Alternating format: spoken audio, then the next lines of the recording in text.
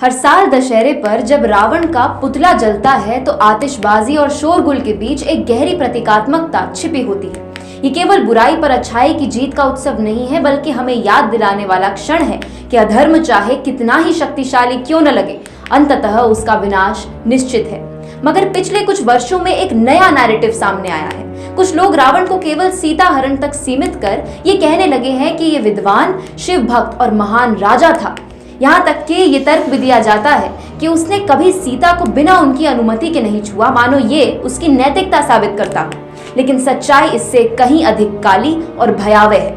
नमस्कार, आप सभी को दशहरे की हार्दिक शुभकामनाएं। मैं मनवीन, आप देख रहे हैं तीतर।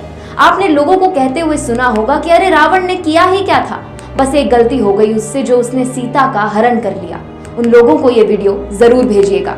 सर्वप्रथम अपने मन से ये बात निकाल दीजिए कि रावण कोई महात्मा था, और दूसरा, सीता हरण कोई गलती नहीं, एक निर्णय था, या कहे रावण की आदत थी। जी हाँ, रावण जिस भी सुंदर स्त्री को देख लेता था उसका हरण कर लेता था। वह कोई साधु नहीं था, बल्कि एक अत्याचारी और पापी था। उसकी कथाएं केवल रामायण तक सीमित नहीं है, बल्कि अन्य पौराणिक और लोक स्रोतों में भी उसके पापों की एक लंबी सूची दर्ज है, जिनमें सबसे कुख्यात घटना थी नर्तकी रंभा के साथ दुष्कर्म। रंभा के विरोध का चीख चीख कर ये कहने का कि वह रावण के भतीजे नलकुबेर की पत्नी है, किसी बात का भी रावण पर कोई असर नहीं हुआ। ये सुनकर रंभा के पति नलकुबेर ने रावण को श्राप दिया कि यदि वह किसी भी स्त्री को उसकी इच्छा के विरुद्ध छुएगा तो उसके 10 सिर फटकर नष्ट हो जाएंगे। ये वही श्राप है जिसकी वजह से रावण सीता को छूने तक का साहस नहीं कर पाया।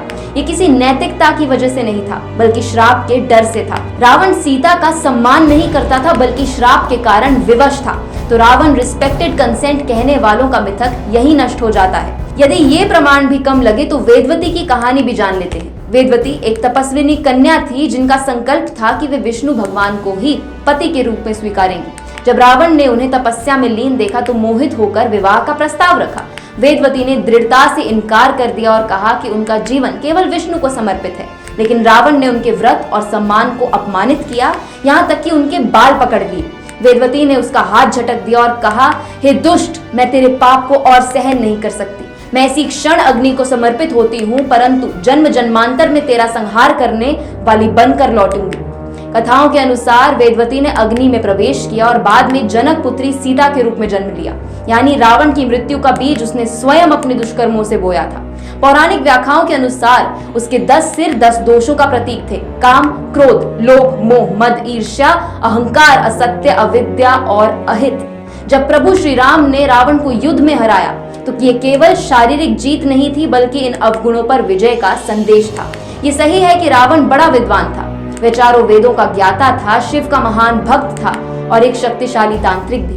उसने लंका को समृद्ध बनाया, सोने की लंका का निर्माण करवाया और कला संगीत का संरक्षण किया। लेकिन ज्ञान और शक्ति तभी मूल्यवान होते हैं जब उनका उपयोग धर्म के मार्ग पर हो। रावण ने अपने ज्ञान को अधर्म की सेवा में लगा दिया। उसकी विद्या उसके अहंकार और वासना के बोझ तले दब गई। यही नहीं, वह ऋषियों की तपस्या भंग करता, ब्राह्मण कन्याओं का अपमान करता और देवताओं को निरंतर आतंकित करता। उसकी बर्बरता ने पूरे त्रैलोक्य को भयभीत कर दिया था।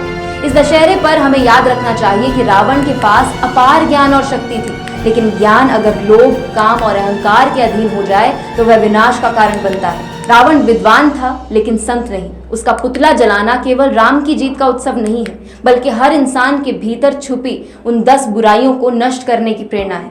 हैप्पी दशहरा, जय श्री राम।